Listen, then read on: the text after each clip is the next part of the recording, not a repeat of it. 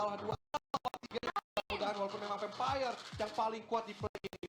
Ya, betul banget. Ini dia game kita yang kedua untuk di Miramar yang pertama ini juga untuk di hari yang kedua dari PMPLC Play East dan juga untuk Flatpath. Ya ini fair banget sih untuk 16 tim yang bertanding.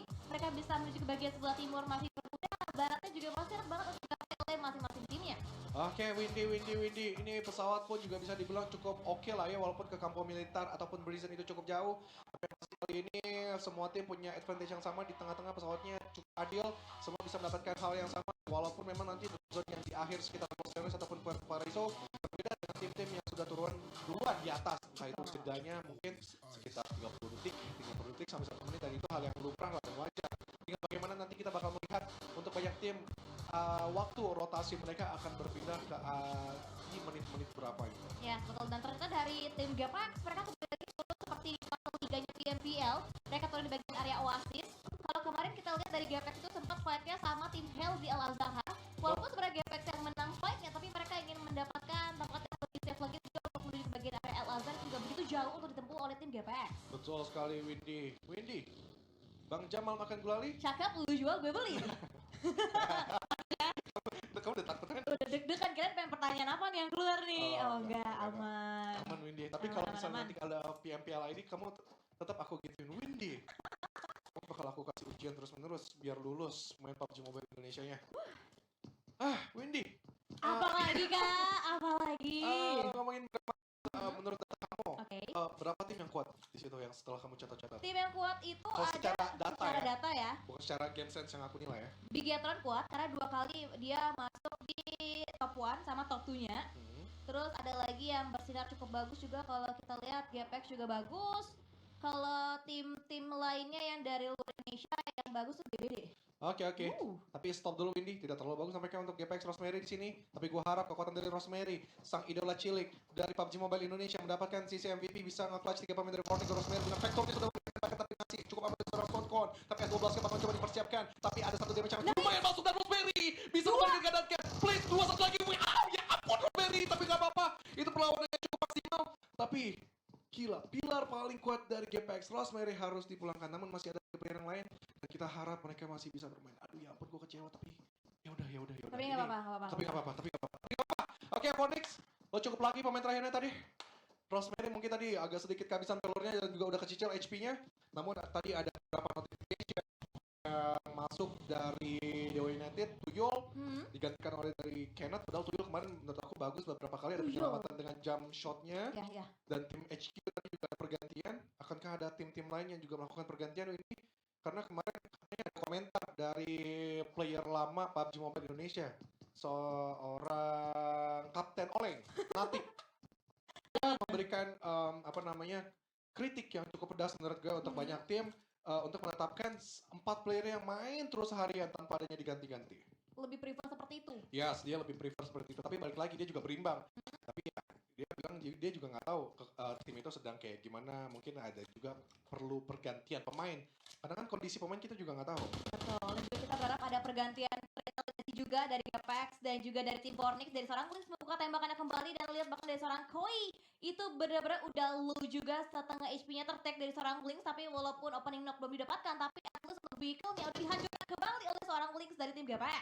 Yes, bosku, Kang Mos dari pasar yang menjaga preman yang pensiun di sini, dan bosku pun masih terus berada di sisi atas Windy, terus memberikan pantauan-pantauannya ke arah Fortnite dan Hans For You menjadi pilar yang paling cukup depan untuk mencoba melihat lagi pergerakan dari Fortnite lebih dekat. Namun di sebelah kanan bosku, please jangan sampai lo lengah karena Bang For You di situ masih menelaah pergerakan lo di atas. Hans For You dan Lynx pastikan dulu secure elimination untuk dia, dan Dark A sudah membuka tembakan, sedikit memicu adrenalin pemain dari GPX untuk terus coba memberikan balasan tembakan karena Dark A agak sedikit kelimpungan ketika Hans For You memberikan flanking dan posisi yang ngejepit. Gue suka banget apa yang dilakukan oleh GPX ini. Ya betul, juga nampaknya dari seorang Dark A akan coba nge-counter lagi flank yang dibangun oleh seorang Hans For You, tapi follow kembali oleh seorang Sonkon juga yang mungkin akan memberikan follow kembali, tapi Hans For You memberikan bagian area yang lebih on point lagi, bagian area high ground. Hans For You berusaha untuk mengirimkan tembakannya juga ke bagian bawah dari 2 player Phoenix yang terjebak untuk saat ini. Oke. Masih terus berlanjut dari Hans For You, ada 2 buah granat yang nanti dia lemparkan. 1 kokan granat juga sudah diberikan. Nampaknya masih belum terlalu memberikan dampak yang terlalu besar, hanya cicilan damage yang lumayan saja di area Lynx. Dia sedikit mundur. Gue nggak tahu apa rencana yang ingin dia lakukan.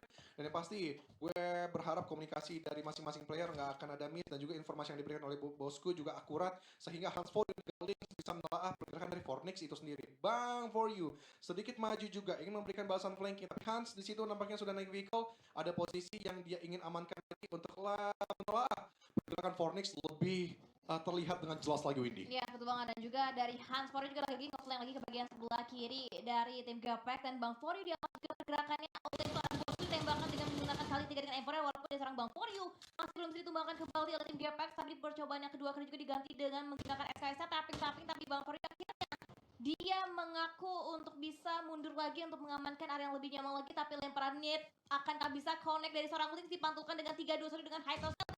Spread damage-nya masih belum bisa mendapatkan lagi tumbangan poin ke area defensif dari tim Fornix.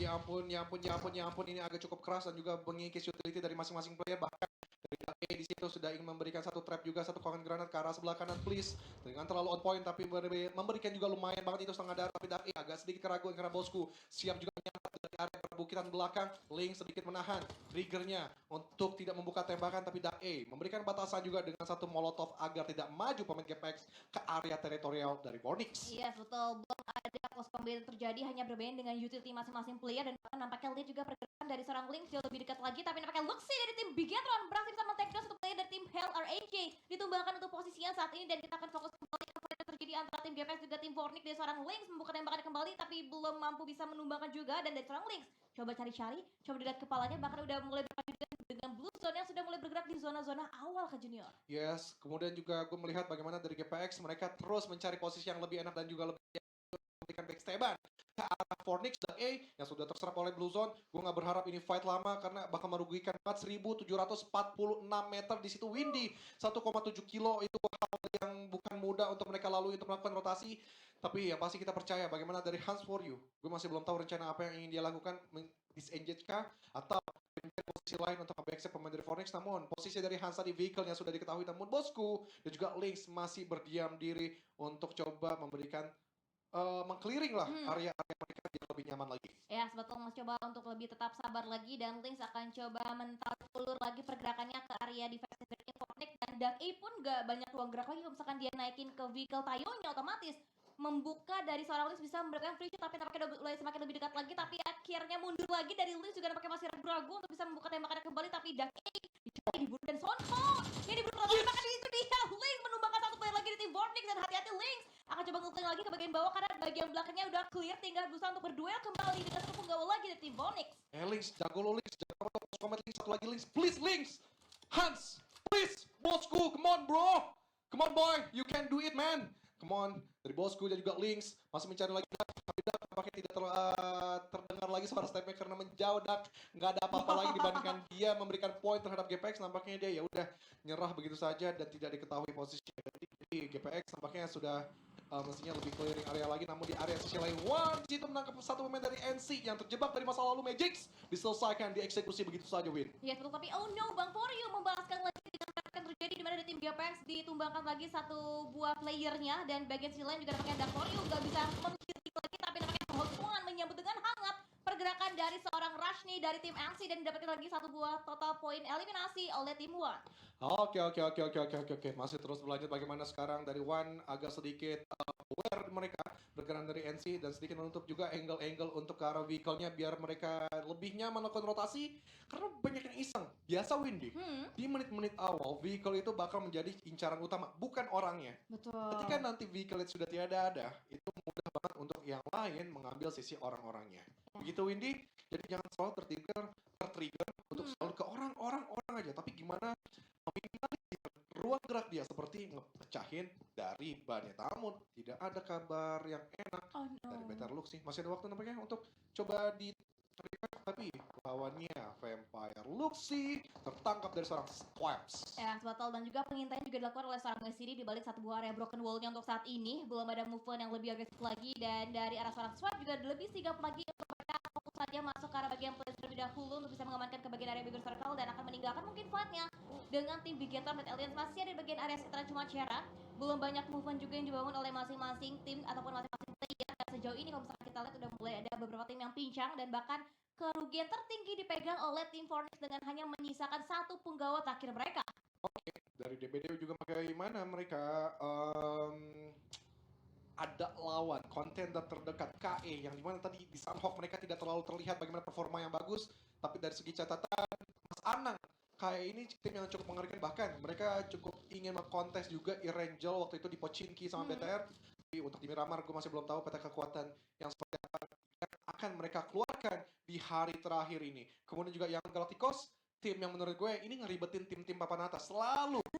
Yang dan juga Anchor, ini kedua tim kayak selalu berada di bawah, tim papan bawah, tapi ketika momen-momen terakhir mereka berusaha dominasi tim papan atas. Itu mereka misalnya kita lihat di awal mereka tuh mainnya santai, mereka main ke Betul. bagian ada tepi-tepi zona, tapi untuk di endingnya itu mereka seringkali Betul. menjadi third party dan juga mengganggu pergerakan yang udah dari awal dibangun oleh tim-tim lawan. Dan Betul. kita bisa mention dari awal juga untuk membahas topik dari KE juga. Ya. Di awal kita memprediksikan KE mungkin akan bentrok di setiap hotspot dari tim Bigeto, tapi ternyata mereka enggak, malah KE yang pilih untuk berpergian ke area drop zone lainnya. Betul sekali. Dan ini ada snapgram dari Bro Pasta yang ingin liburan, dia nge-tag kita Windy. Jadi selamat liburan, kita safe flight buat Bro Pasta. Selamat sembuh juga buat Cici Dona yang sedang dirawat. Nggak tahu dia ngedrop badannya. Kemudian juga untuk yang lain selamat berlibur untuk lo yang pada ngabisin duit. Kemudian juga ada tugas-tugas dari LDG dan juga Cici Jelly, selamat bertugas untuk event lainnya. Tapi yang pasti berselamat bertugas juga untuk kita Windy membawakan 6 match terakhir di hari yang kedua ini Windy, karena kita berharap dua tim Indonesia lah. Amin. Karena Vampire tim yang gue kesel banget nih, kenapa ada di Betul, play sih, ya ampun. Tapi circle ke sebelah kiri akankah ke Mountain Wave atau ke Cumacera?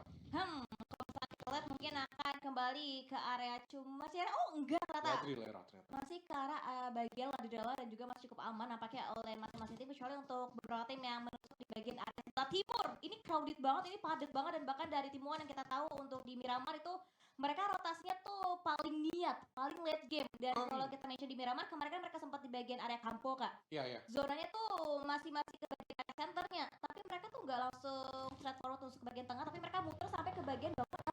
Oh, berarti itu cara manuver untuk rotasi. Tapi kalau melihat circle seperti tadi, semua tim bisa main lengkungan di sebelah kiri Cumacera atau timur dari circle.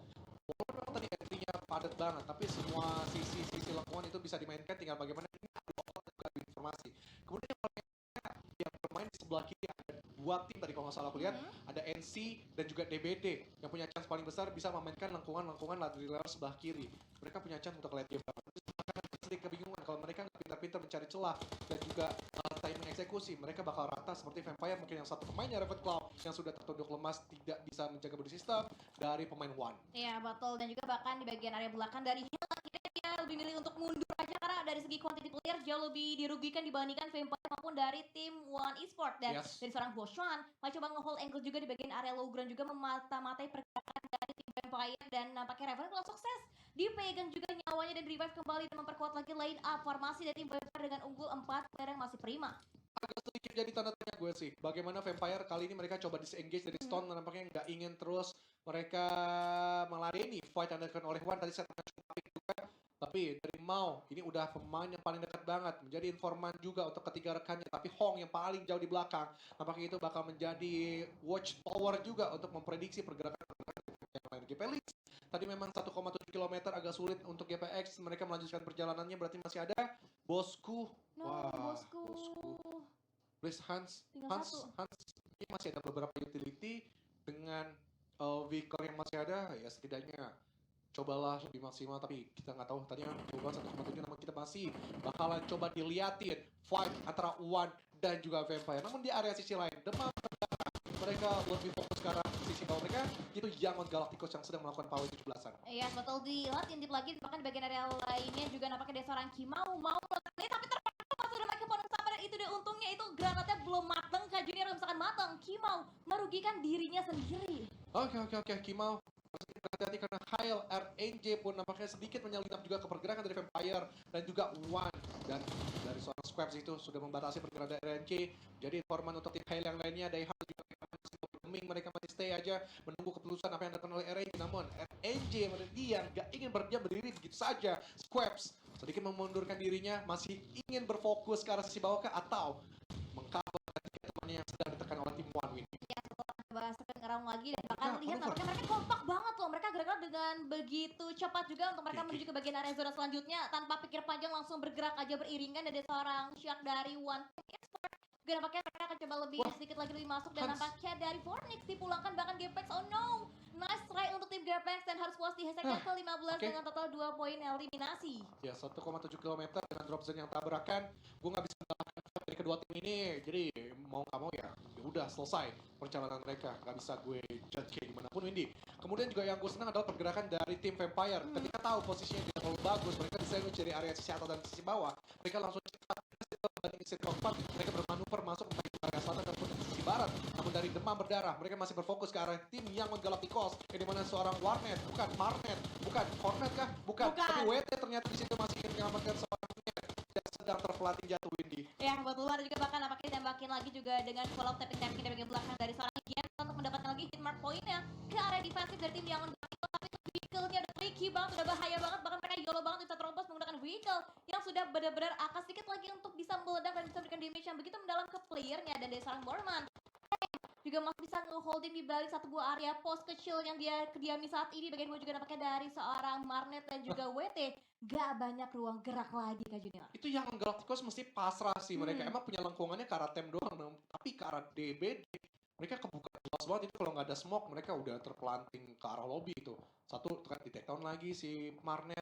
Nggak tahu itu dari area TMK, tapi TM gila itu kelas banget seorang Morman Kamaru jayanya nembus kepala dari jendela kecil ke pemain dari TM Kel. Bandel sih kalau lu pakai kepo segala dan itu dimanfaatkan oleh sisi high ground. Memang advantage high ground adalah mendapatkan kepala player-player dari area sisi bawah. Wow, ini Morman juga sering kali banyak banget highlights untuk dia sendiri. Sempat untuk di game yang pertama, Sanok juga untuk hari yang pertama.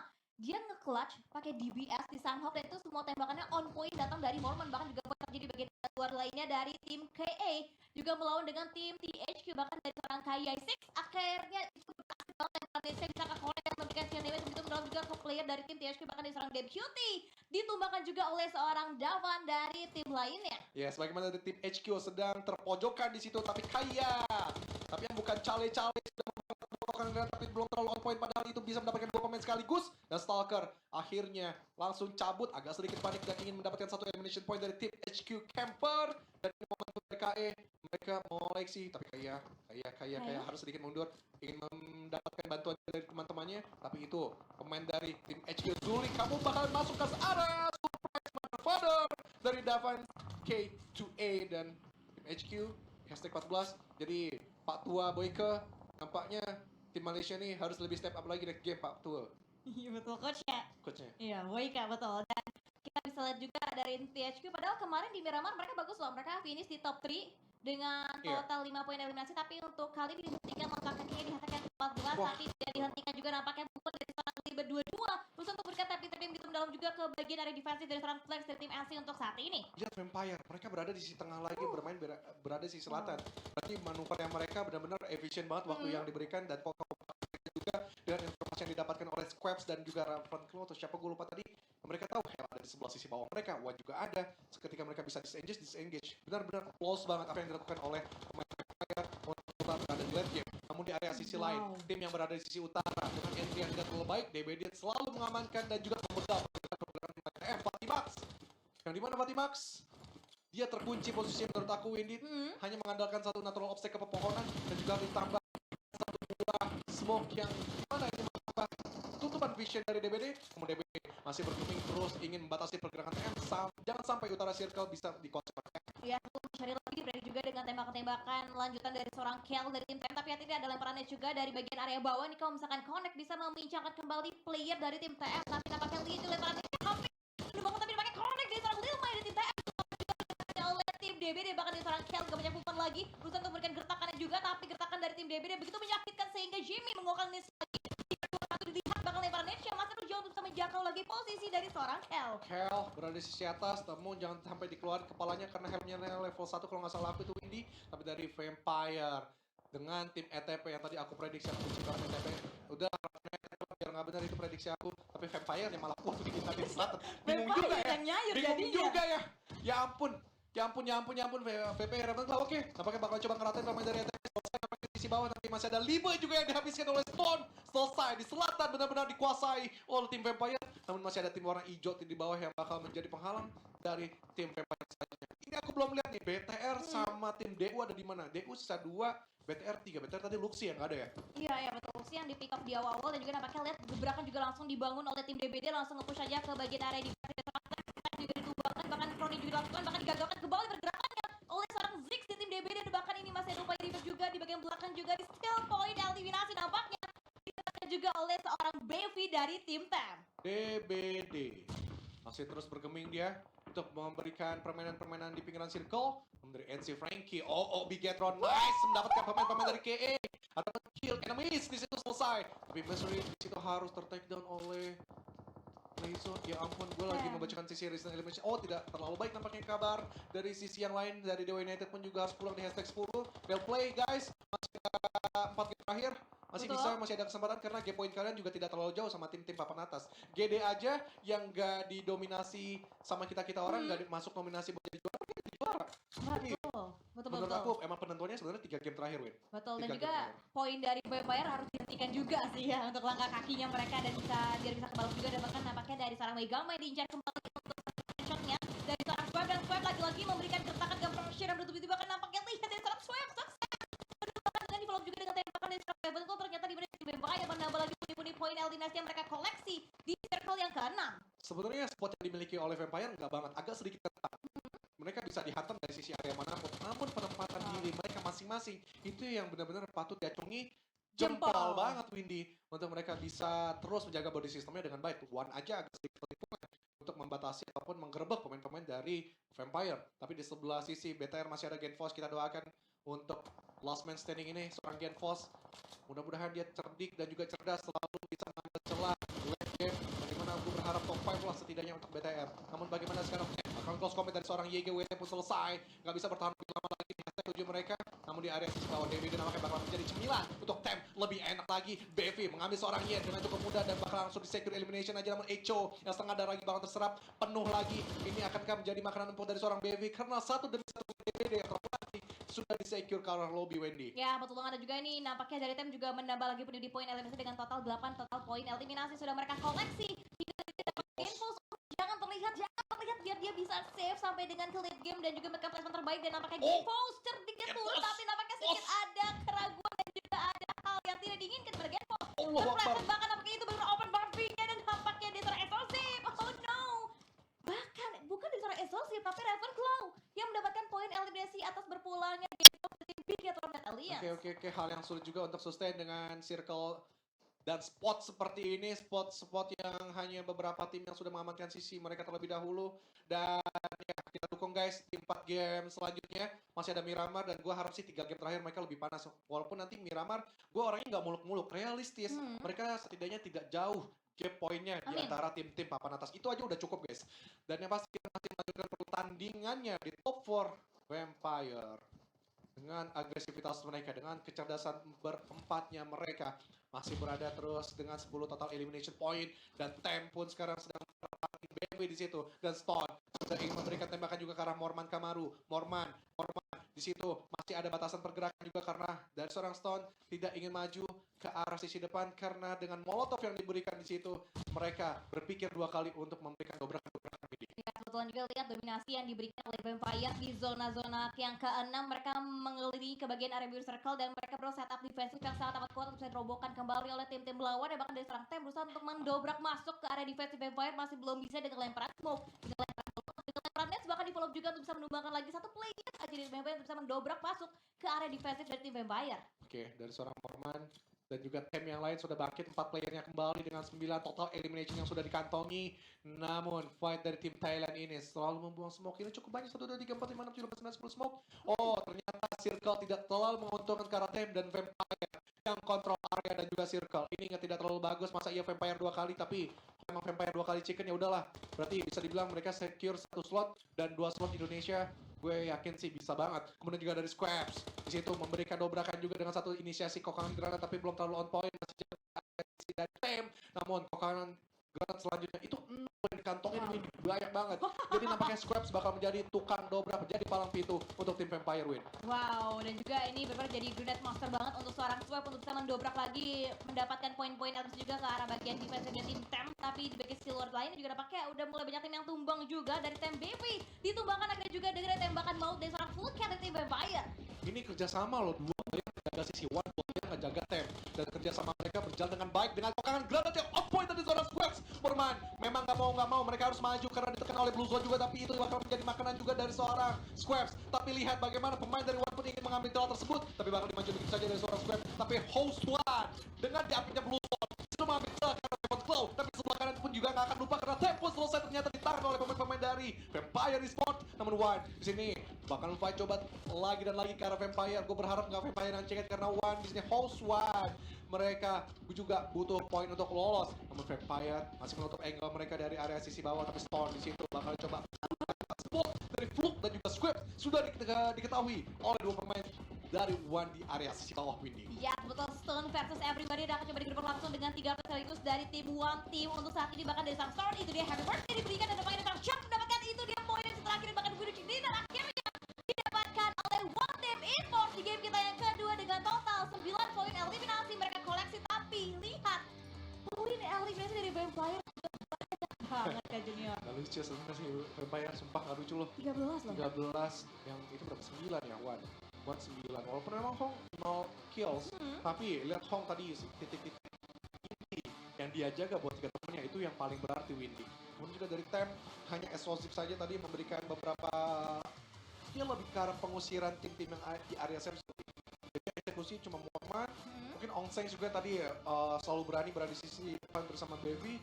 Jadi eliminationnya mereka beda tim sih 5 sama 3. Kemudian juga tim-tim lain GPX gue harus patut acungi jempol juga karena hal yang gue guys, gue nggak bisa ngejudge mereka gimana jadi nggak ada komentar yang terlalu berlebih karena GPX. Mungkin nanti ada perbaikan untuk beberapa selanjutnya dan ini dia